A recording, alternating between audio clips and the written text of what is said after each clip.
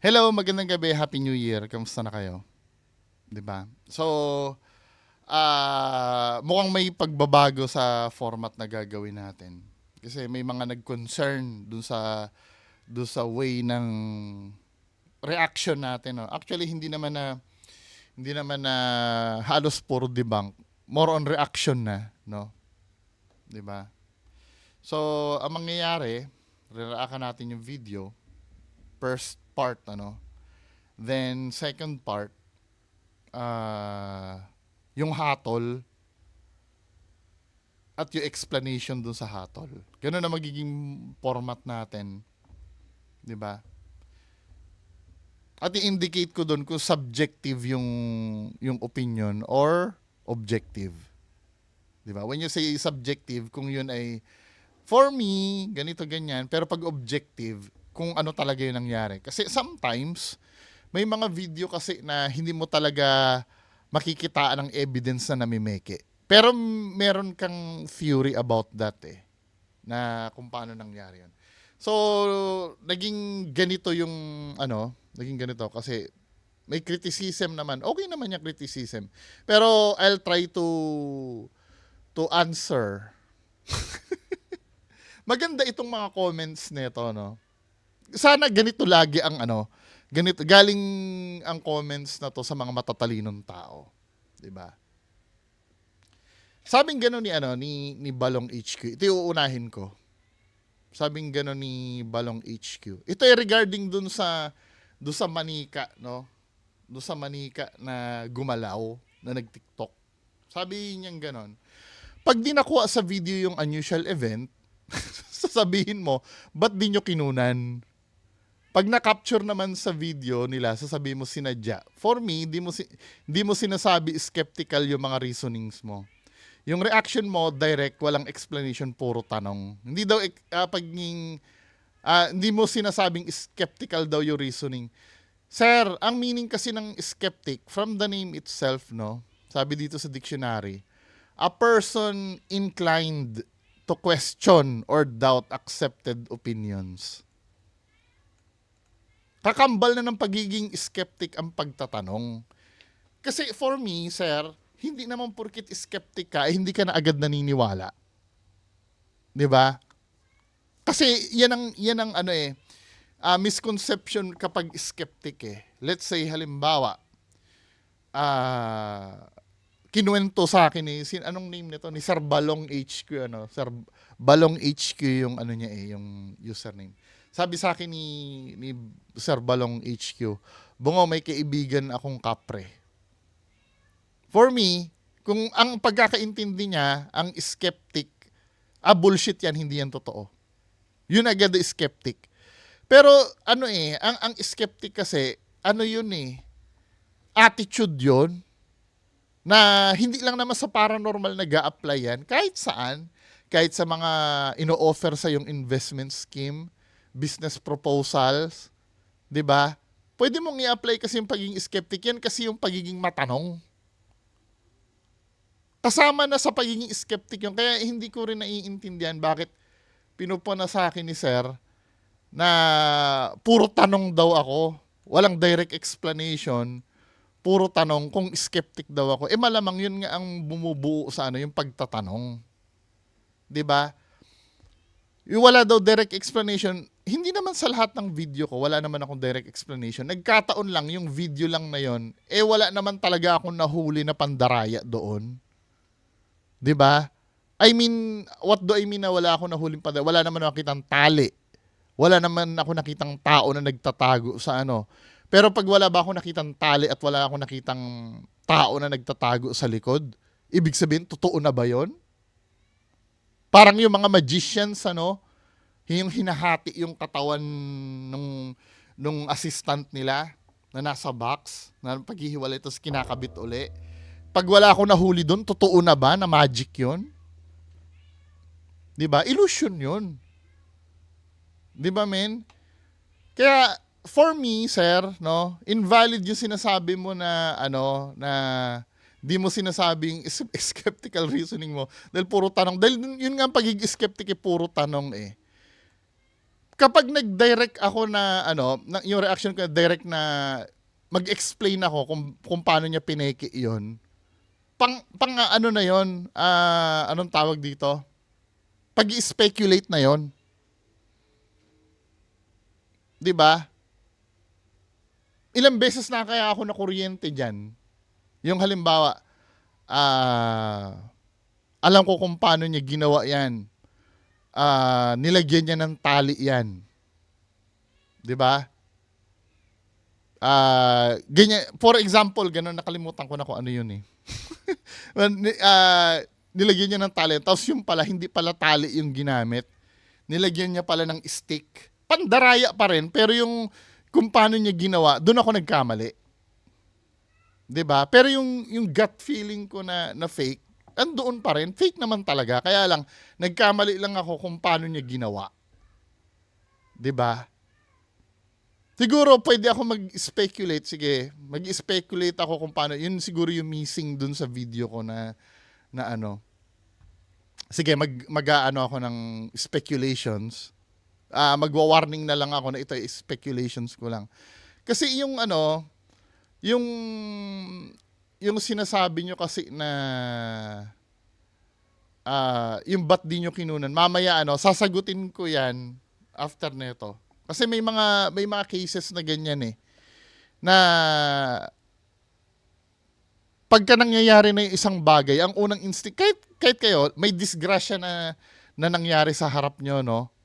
May na-disgrasya sa harap nyo, automatic, vivideohan mo yon. Karamihan ng mga netizens, ganon. Minsan nga, inuuna pa yung pag-video kaysa tulungan. 'Di ba? Ngayon, yung pag-video kasi na may kasi yan, may factor kasi yan eh. 'Di ba? Yung bakit hindi nyo kinunan. Yung paggalaw ng ulo ng manika, ang pinag-uusapan natin yung ulo ng manika, no? Tingnan nga natin muna 'yon. Para ni Sir. Hindi ko naman kini-question kung paano nakuha yung video. So ito yung horror doll, no? Ano ang I-play gagawin natin. ninyo? Yung nagti-TikTok siya. So ito. Dito, hindi ko pwedeng questionin yung pagkuha niya ng video. Princess, may napansin sa video. 'Di ba? Hindi ko pwedeng question kasi may main goal siya nung nagvi-video. Ano yung main goal niya ng pagvi-video? Ang main goal ng pagvi-video niya, nagti-TikTok siya. May main purpose siya eh. It so happen na na-capture lang yung yung manika sa likod na gumagalaw. Kaya hindi ko pwedeng questionin na yung pagvi-video niya. Valid naman yung reason niya. Kasi meron siyang main purpose eh. 'Di ba? Kadalasan sa mga paranormal video, yung mga believable, ganyan, may main purpose sila. Let's say halimbawa, nagvi-video ako ng Happy New Year, nagsi-celebrate kami ng Happy New Year. Biglang may aswang na tumawid sa likod ko. Unexpected kasi 'yun eh. Yun yung mga candid moments na pati din naman sa mga video na sinasubmit sa KMJS, kadalasan yan eh. Na yun na sinasubmit nila. May ginagawa silang isang bagay. Tapos, hindi naman yung pagkuha ng multo ang main purpose nila. 'Di ba? Pero valid naman yung mga nasa ghost hunters. Yung mga nasa ghost hunting pala, sorry.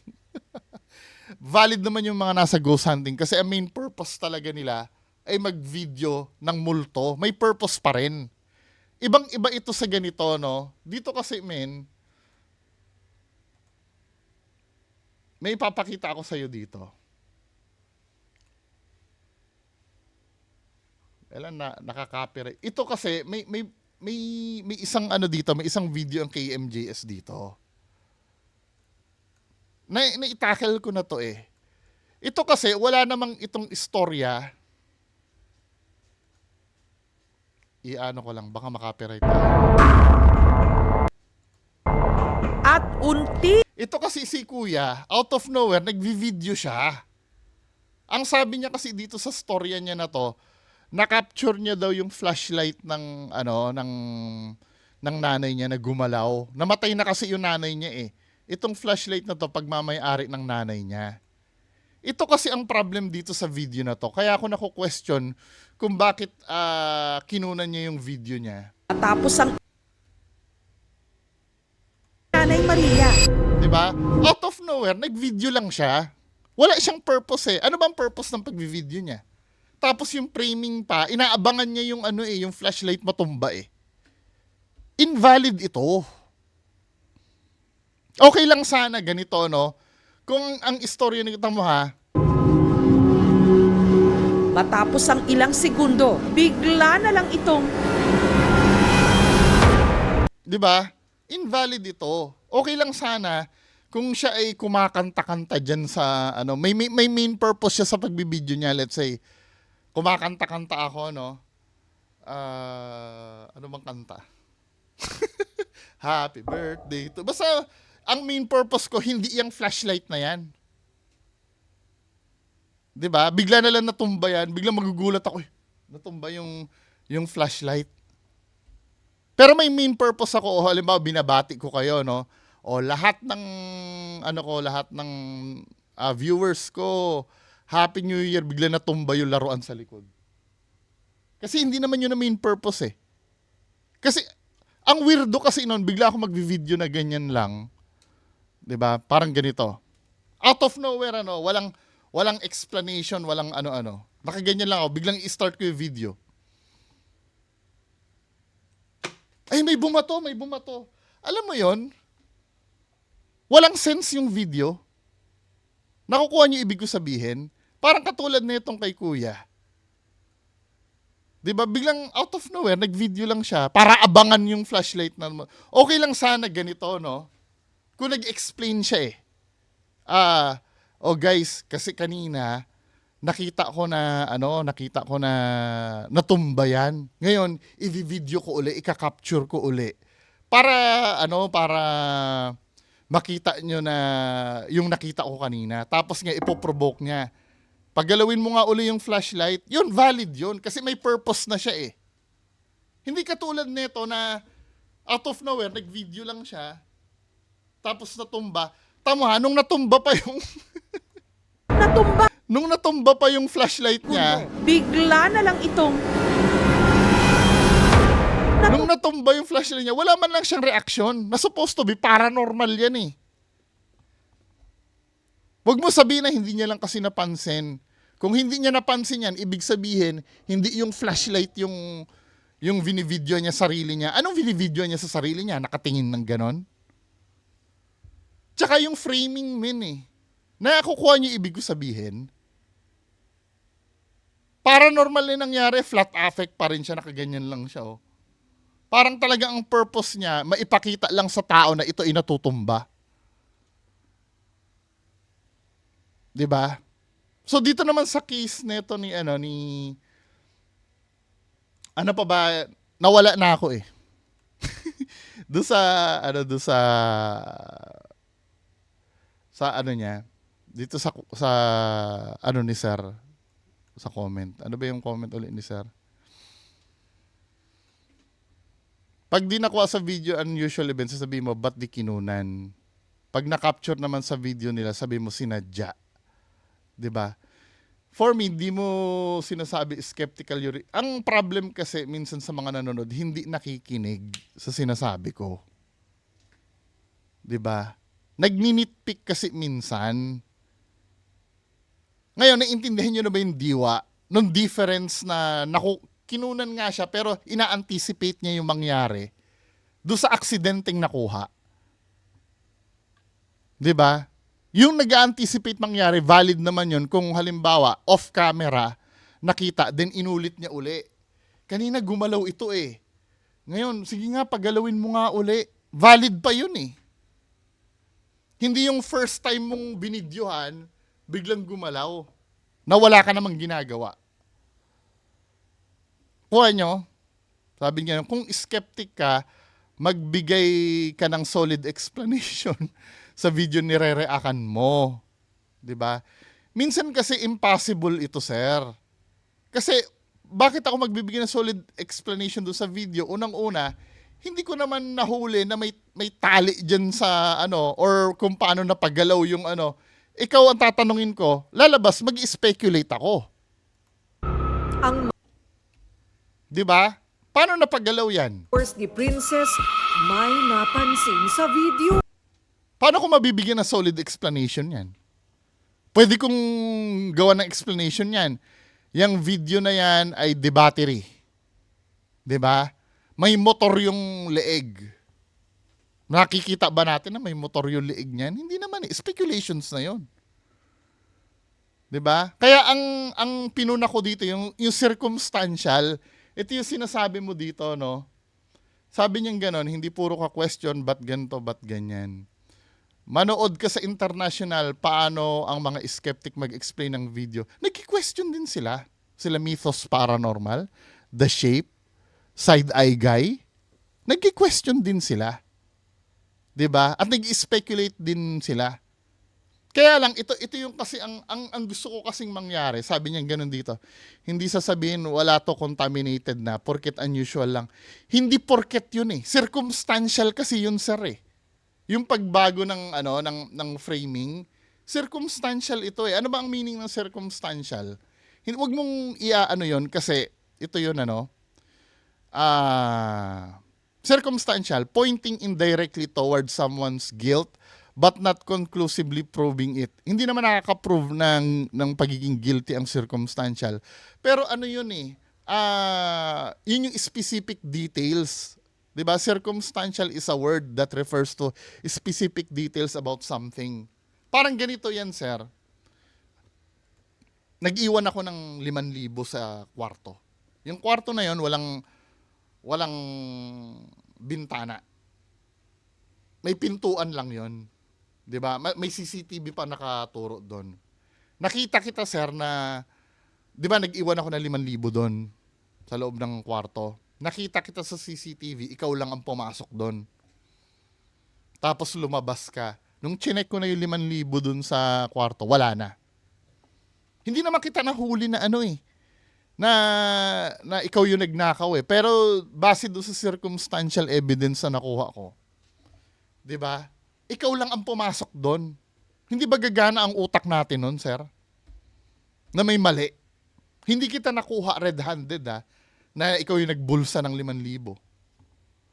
Kasi ang pinopromote ko dito, gumamit ng critical thinking.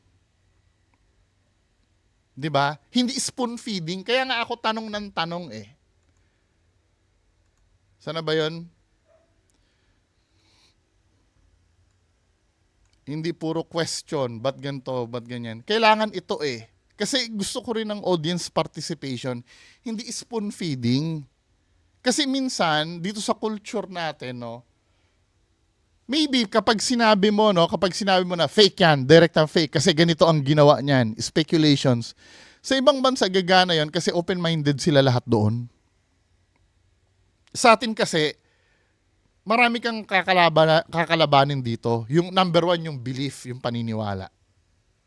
Number 2, yung katigasan ng ulo ng tao dito sa atin. Na kahit minsan ine-explain mo na mas paniniwalaan nila yung paniniwala nila. 'Di ba? Kaya mas maganda, magtatanong ako, sila nang sasagot niyan. 'Di ba? Para hindi na ako masabihan ng hindi ko ginagalang yung paniniwala nila.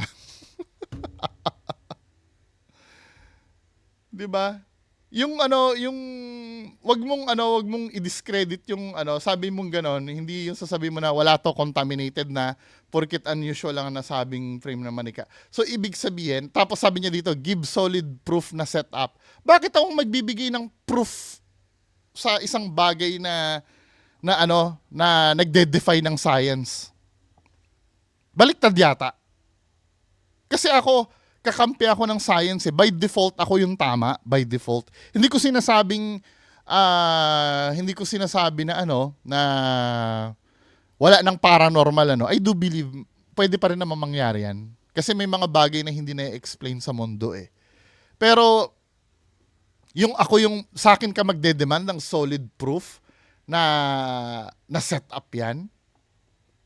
Parang ano naman yon, parang hindi naman natin ginagamit ng utak nun. Hindi naman krimen yan eh. Ang pinag-uusapan natin dito paranormal. Yung kinakampihan mo, I do assume na kinakampihan mo yung video kasi ako yung dinidemandan mo ng solid proof na setup yan. 'Di ba? By default kasi fake yan eh. Sila dapat na magpapatunay niyan. Ano dapat ang ginawa nung habang nandun ang rated K, habang iniimbestigahan ito? Dapat tingnan nila na hindi pwede magkasya yung tao sa likod niyan. Gumawa dapat sila ng follow-up video dyan. O, dito po yung lugar. From there, di ba, makikita natin kung paano ba talaga ginawa. Dito po yung lugar. Di ba? At wala pong pagtataguan dito sa likod yung tao. So, mag-iisip na naman ulit tayo ng paraan kung paano. Di, siguro baka tali yun. Di ba? Baka may motor sa likod sa ng manika. Sila yung sila yung magi-eliminate ng pagdududa natin. Hindi tayo. Baliktad. Nagdududa ka sa default. Aba, kahit saan tayo makapunta, kahit sa korte, hindi tatanggapin yung paranormal yan eh. Sa totoo lang. 'Di ba? Kayo ang magpo-prove niyan. Hindi ako. Kasi ako yung nasa normal side. Ito kasi paranormal to eh. Kaya nga maraming truth seekers, di ba? Nag-ghost hunt. At nagpa-cute. In-upload ni Princess ang kanyang video sa TikTok. Pero ang mga followers ni Princess may napansin sa video. Ang manika kasi sa background ni Princess tila nakisabay din sa pagsayaw. Kitang gumalaw ang ulo nito na parang tiningnan pa si Princess. Actually nga, may nakikita akong parang brace dun sa likod ng manika eh. Ito oh. May naka-hold dun sa manika. I don't know kung ano naka-hold na to, no? Na magpapagalaw dyan sa ulo niyan. Hindi ko alam eh. Kung ano yan eh. 'Di ba? Ang may offer ko sa inyo circumstantial pero definitely fake ito.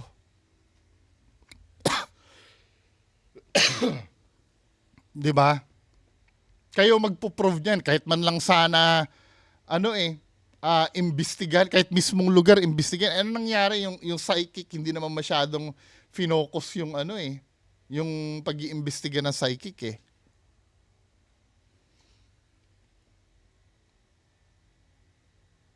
'Di ba? Kaya nga bandang huli, kayo pa rin ang magde-decide niyan kung totoo o hindi. Kasi alam mo, pumunta na ako sa mga oras na yung pipilitin ko na fake yan, pipilitin ko na mas maganda kayo na yung mga question na iniwan ko sa inyo, yun ang sagutin nyo. Actually, kung talaga namang naniniwala kayong totoo yan, masasagot nyo yung question na yan eh. Hindi nyo nga dapat questionin yung pag-question ko eh. 'Di ba? Kasi ganito 'yan dahil porket daw nagbago yung framing. Abay malaking 'yon. Kung halimbawa ako magti-TikTok, 'di ba? Gusto ko ako yung sentro, ako yung bida. Bakit biglang kung kailan mangyayari nagagalaw si Vegeta, biglang magiging ganyan na yung framing? Ibig sabihin, may gusto ako ipakita dito. Hindi hindi normal yon. 'Di ba? Ako nga yung bida eh. Ako nga yung papanoorin yung sumayaw eh. Bakit hindi ko isentro yung camera ko, 'di ba? Pero again, pagdating sa huli, kayo pa rin ang magde-decide kung totoo o hindi. Kung maniwala kayo diyan, maniwala kayo. Walang problema sa akin 'yun. 'Di ba? Kalayaan nyo naman yun eh. Ang problem kasi, kalayaan ko din sabihin kung ano yung gusto ko. Pero I do appreciate yung mga comments na ganito. Kaya lang parang mali yata na ako yung magbibigay ng proof na setup yan. Kasi by default ako yung tama eh. 'Di ba? Kasi ang nire-relayan ko science na acceptable sa lahat ng bagay. 'Di ba? Ngayon, kung nagde-defy ng science yun, kayo magpo-prove na dinidefy niyo yung science. 'Di ba? Imbestigahan niyo. Kulang ang investigation nito eh. Ang ano nga ng ano, ang anong tawag dito? Ang pag-cover nga ng KMJS dito, sobrang bias eh. Nasa side lang ng mga believers eh. 'Di ba? Wala silang video expert na kinuha. Ang kinuha lang nila si Tony Segovia ba yun, yung espiritista daw. 'Di ba? Anyway, meron pang isang comment. Ito ay galing kay Master Pogi, no? Sabi ni Master Pogi, Happy New Year Bungo, may tanong lang ako. Sabi mo kasi do sa 636, bakit every time na may nangyayaring ganon ka-cool, ganon kamangha, bakit di nabivideohan palagi? Pero bakit minsan naman pag may video na kukuhanan o may footage ng paranormal daw, sinasabi mo na bakit may nakahanda agad na camera? Katulad do sinabi ko kanina, depende yun eh. Depende yun do sa purpose nung ano. Naiintindihan ko naman yan kung ang main purpose nung paghanda ng camera ay hindi naman para sa paranormal. 'Di ba? Kini-question ko lang yun na bakit may nakahanda agad kung halimbawa nagvi-video lang siya. Katulad nung si Kuya kanina, nakatingin lang siyang gano'n, no? Wala naman siyang ginagawa na biglang gumalaw yung flashlight. Ibig sabihin, inaabangan niya talaga. 'Di ba? Pero kung yan ay halimbawa, yung paranormal na yan, ano, yung ang kwento kasi nung espiritista, nag-ala Spider-Man daw eh. That time, unbelievable na yon, videohin mo na. Para mapatunayan talaga sa buong mundo na, ano, na talagang malupitan yon. Yung ganon. Maintindihan ko sana kung ang kinikwento niya, mga year 90s pa, mahirap talaga makuna ng video yun kasi wala pang video nun. Pero ngayon, lahat tayo meron na neto eh. Kay iPhone pa yan dala mo o ano, basta makaka-capture ng video, makaka-capture ka eh. Lalo na pagka, lalo na kung yung ano pa, vlogger pa, yung nagdedeklara, ironic, line of work niya, tapos hindi niya mabibidyohan yung mga ganong bagay. 'Di ba?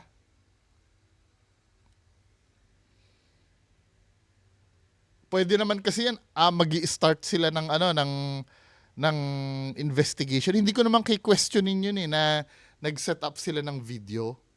'Di ba? Ibig sabihin, nai-explain naman nila, oh guys ha, meron tayong gagamutin na kahit na hindi nila intended for upload yun kasi baka mamaya may privacy something na inaalala yung pamilya. Pwede naman nilang sabihin na hindi po namin i-upload to for documentation purpose. 'Di ba? Pero talagang let's say yung sa particular case niya, ayaw talagang ipa-video. Pero somewhere out there, dapat may nakukunan ng videong ganun eh. 'Di ba? Bakit kahit kailan walang nakunang video, kahit hindi na natin pag-usapan ng privacy, lalo na yung nakakwentuhan ko, no, naka-encounter daw siya ng aswang na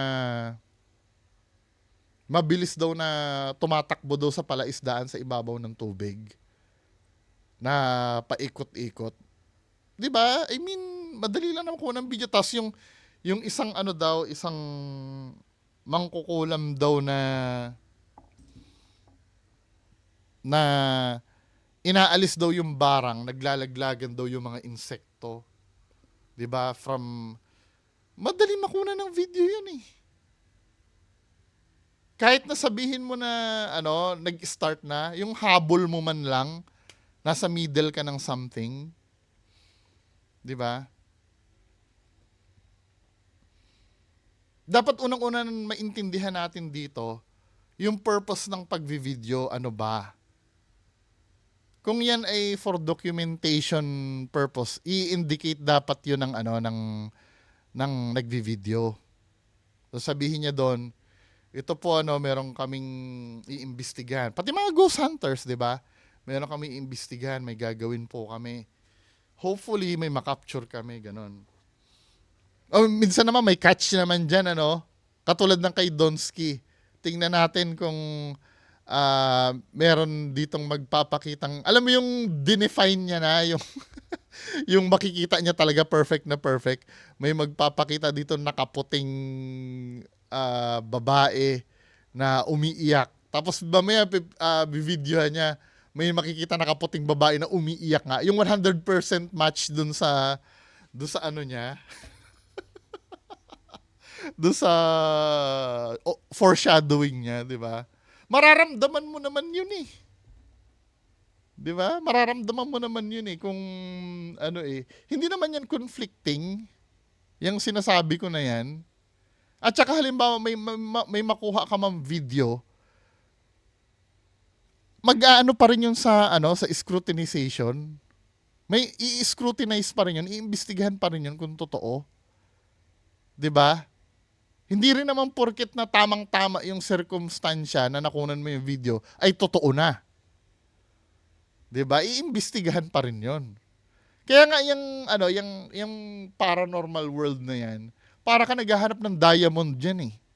Hindi naman yan hindi naman yan instant coffee na or instant noodles na kapag nag-set up ka ng video diyan, makukunan na agad. Pwedeng believable yung pagkakakuha niya ng video. Hindi doon nagtatapos yun eh. Siyempre, titingnan mo pa yung history nung vlogger na yon. Kung every vlog niya ba may nagpapakita? Kaduda-duda pa rin yun, di ba? Or halimbawa, porkit every vlog niya nagpapakita, may time doon na na totoo, pwede rin naman mangyari yon. Kaya nga ang mangyayari dito, tulong-tulong tayo dito eh. Pwede nyo akong kontrahin na hindi bungo, para sa akin totoo talaga yan kasi kung titingnan mo ganyan 'di ba?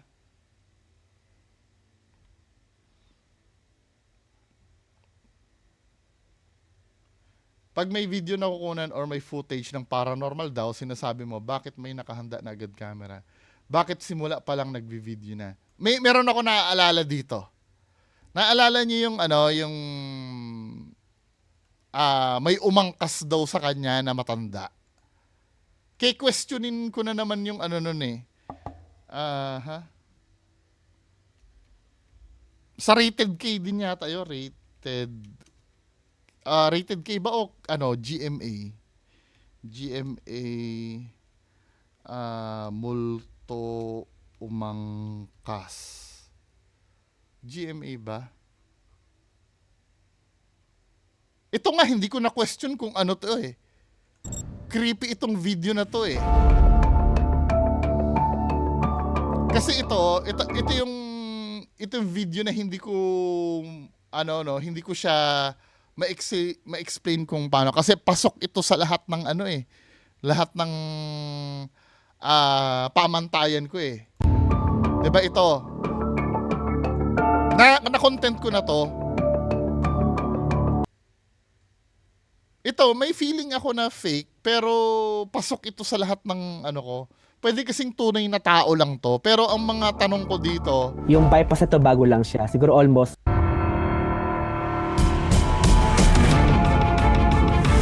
'di ba? May babae dito na feeling ko naka-gown, no?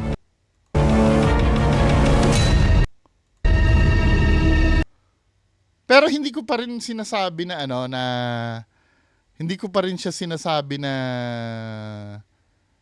totoo. Pwede kasi halimbawa nagpa-prank lang sila.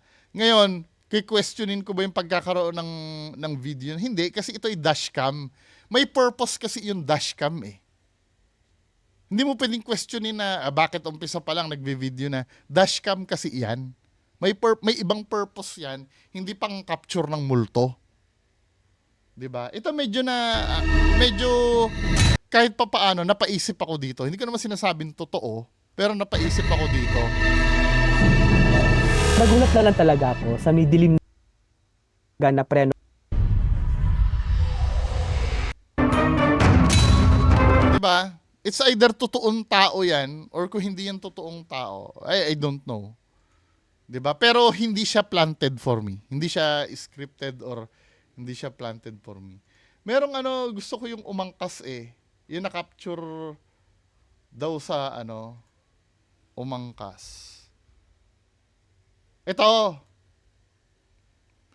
kukwestiyonin ko yung pagkakaroon ng Sa isang video nito. viral video na kunan ng isang Sana ba yun? Ito yung viral video, no? Ito yung isang prime example na pwede kong questionin yung pagvi-video niya. Panoorin natin. Oh. From the very beginning, nagvi-video na siya. Ano ang purpose ng pagvi-video niya? Hindi niya naman binibidyohan. Hindi naman siya nagbablog niyan. Tamo. Ano kung sa biyahe mo pauwi, may gustong umangkas at makisabay? Sa gitna. Di ba? Yung mismong video gusto kong... Maririnig sa Hindi naman siya nagbablog niyan eh. Maririnig sa cellphone video na kuha ni Ace ang umano'y boses ng kausap niyang matanda. Ayon sa kanya, naiangkas niya ito sa kalaliman ng gabi noong June 22 dito sa Balayan, Batangas. Ang tanong, anong purpose ng pagvi-video niya dyan? Ano yung... dito ko questionin yung pagvi-video. Rhetorical question pwede rin kasi mangyari eh. 'Di ba? Ang rhetorical question kasi nagtatanong ka hindi naman para sagutin, para ma-prove lang yung point. 'Di ba? Ano ang purpose ba siya nagvi-video diyan? Nagba-vlog ba siya? Hindi naman siya nagba-vlog diyan eh. It's so happy nire-record niya yung pag-uusap nila ng matanda. Bakit mo ire-record yun? Kung noong time na yun, hindi mo iniisip na multo yun.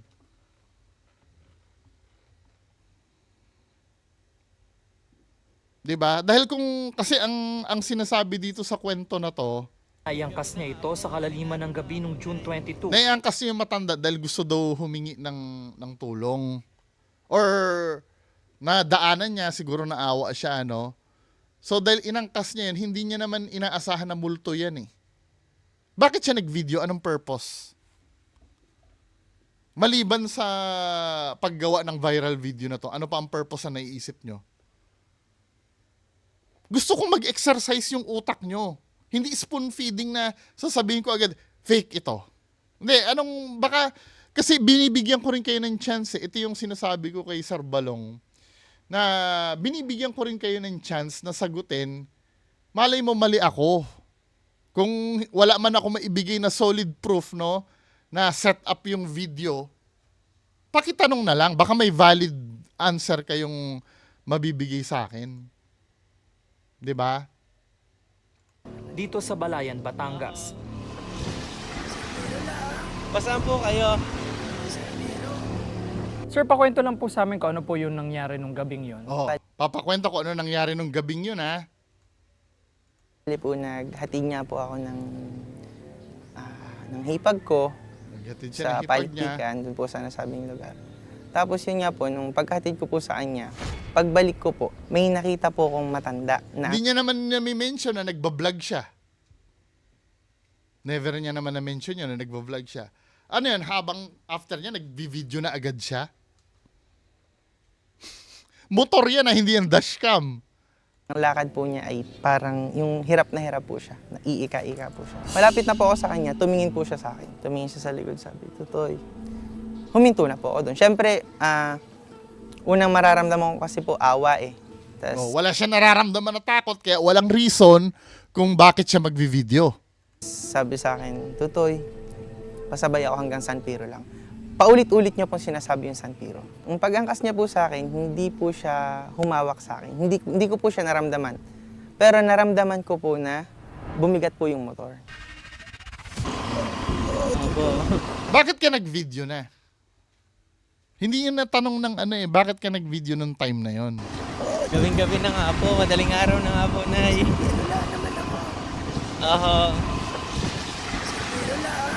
Habang nagtatagal ang usapan ni na Ace at ang kanyang di umanong pasahero, unti-unti rin humihina ang boses hanggang sa hindi na naririnig ang sagot ng matanda. Tapos yun, hanggang doon po sa dulong puno, tinapat ko na po yung camera ko sa likod ko. Then, nagharurot na po ako ng motor. Hanggang San Pedro lang po. Opo. Nang ipaling daw ni Ace ang camera Actually, nonsense nga yung pinag-uusapan nila eh. Paulit-ulit niyang tinatag sa San Pedro lang po, sa ano. Para lang mag-ano eh. sa kanyang likod. Tapos alam niya na agad na kailangan itutok yung camera sa likod. Hindi ba muna yung ulo niya munang titingin doon? 'Di ba? Wala raw pala siyang angkas. Nakikita mo yung ano, yung kabulshitan. Circumstantial lang 'yan ah. 'Di ba? Pero mahuhuli mo na yung kabulshitan doon eh. Ibang-iba naman yun doon sa halimbawa, okay lang sana ganito 'yan ano. Follow-up video na lang yung ginawa niya. Kanina may angkas ako eh. Wala talaga ditong ngayon ang angkas eh, di ba? Okay lang sana kung gano'n. Pero, mas pinili niya maging believable. Kaya from the start, binidyohan niya pa na wala namang main purpose kung bakit siya nagbibideo. Di ba? Parang ganyan din yung sa ano, yung sa white lady sa Luwakan Road. Tinan mo ha. Luwakan Road. Yung sa taxi. Ito gabi ng lagim to eh. Ito fake na fake din ito men eh. Taxi video. Ito. Diyos ko. Dito, start nagbi-video. Ano ang main purpose niya dyan? Bakit siya nagbi-video? Dashcam? Hindi ganyan ang positioning ng dashcam. Tsaka aminado si kuya, cellphone yung gamit niya dyan. Bakit siya nagbi-video dyan? Usual ba na videohan mo ang ano?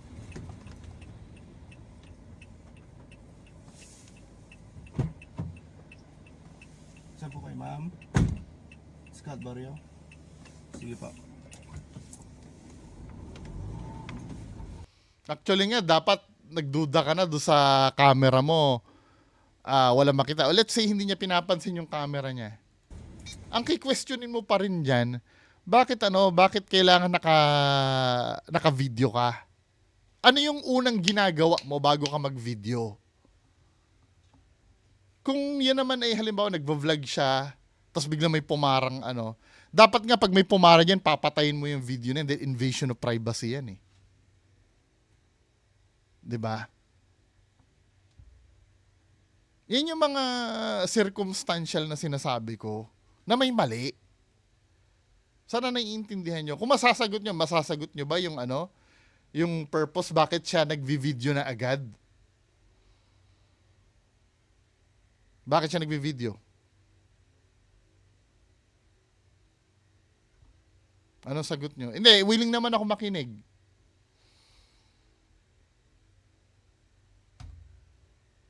Diba? Case to case basis kasi yung pagpuna doon sa video.